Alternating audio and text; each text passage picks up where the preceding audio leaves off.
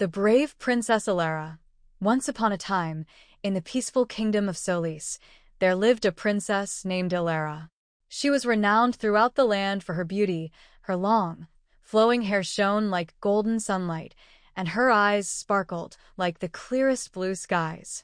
But what truly made Princess Elara special wasn't her beauty, it was her bravery. Unlike other princesses who spent their days in the comfort of the royal castle, Elara was often found riding her horse through the wild forests, learning the skills of archery and sword fighting.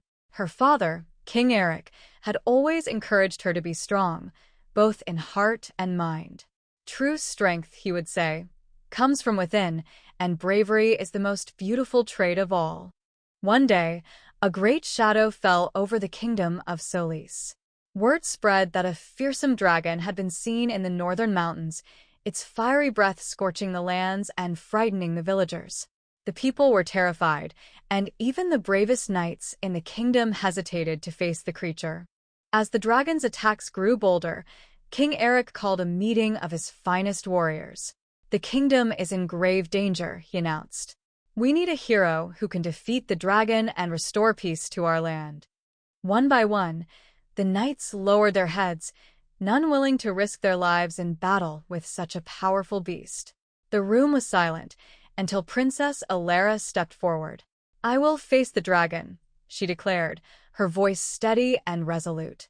The room erupted in whispers and gasps. A princess facing a dragon?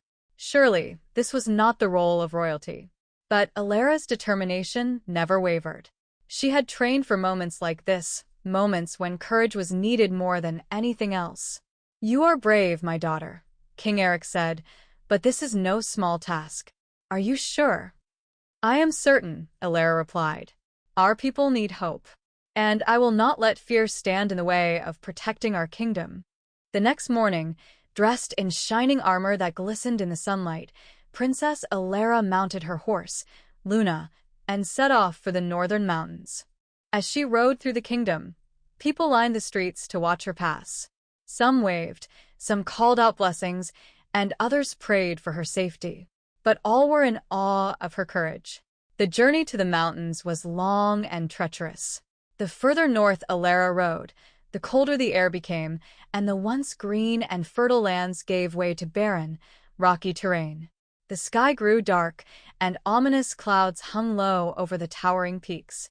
Yet Elara's heart remained steady, her determination as strong as the armor she wore.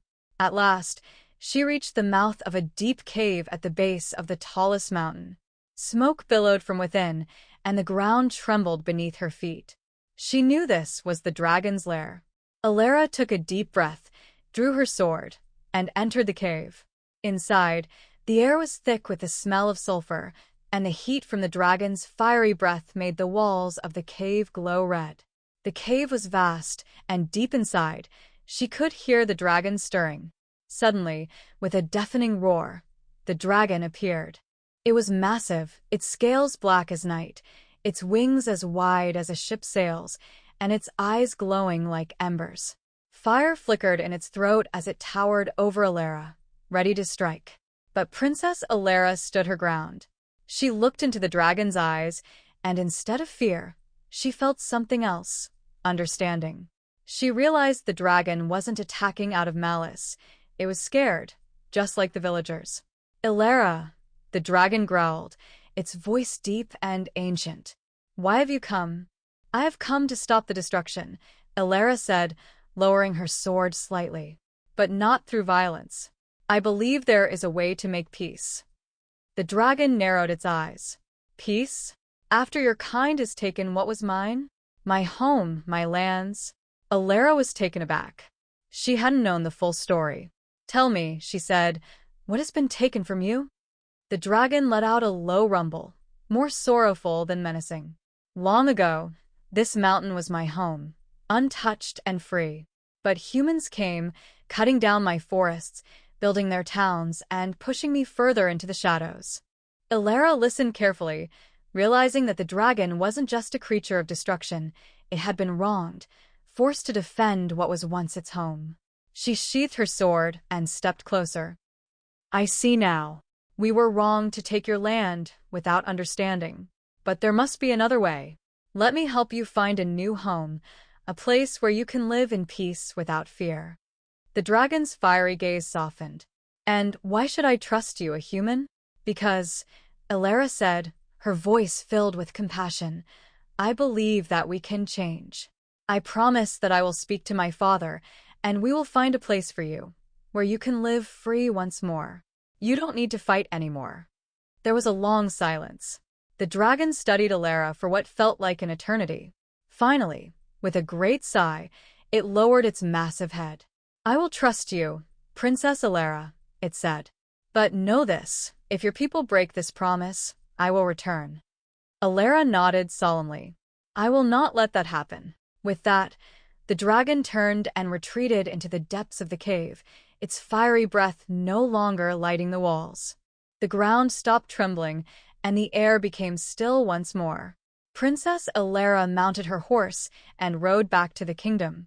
When she returned, the people of Solis rejoiced, thinking she had slain the dragon. But Elara quickly quieted them and told them the truth, that the dragon had been protecting what was once its home, and that peace could only be achieved through understanding and compassion. True to her word, Elara convinced her father to set aside a new land for the dragon, far from the villages, where it could live peacefully. The dragon never returned to harm the kingdom again, and the people of Solis learned to live in harmony with the creatures of the wild. From that day on, Princess Elara was known not only for her beauty, but for her wisdom and bravery. She had shown the kingdom that true courage wasn't just about facing danger, it was about standing up for what was right, even when it was difficult. And so, Princess Elara ruled as a queen in the years that followed, her kingdom thriving in peace and prosperity. Her bravery became the stuff of legend, inspiring generations to come to choose compassion over fear and understanding over violence. And in the distant mountains, the dragon watched over the land, knowing that it had found a friend in the brave and beautiful Princess Elara.